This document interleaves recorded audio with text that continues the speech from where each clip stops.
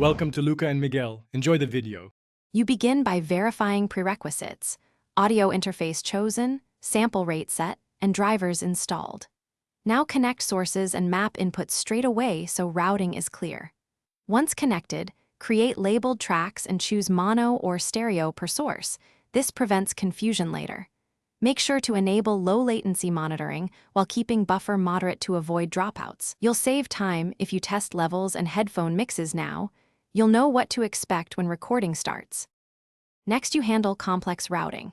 Create buses for instrument groups and route individual tracks into those buses for easier control.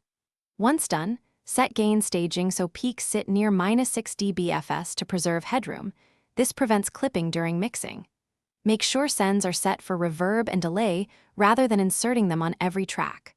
Also, only ARM tracks you'll record to avoid accidental takes, and enable input monitoring on needed tracks so latency stays manageable while you track. To finish, you comp takes. Duplicate the best performances onto a safety track and perform non-destructive edits so you can revert if needed. Once satisfied, consolidate regions, add session markers, and export stems if you'll mix elsewhere.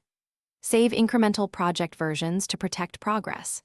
If something goes wrong, for example, latency or clipping, first increase buffer size, confirm driver settings, and reduce input gain. That single troubleshooting step resolves most tracking issues and gets you back to recording quickly. Thanks for watching and please subscribe. It's the best investment you'll ever make.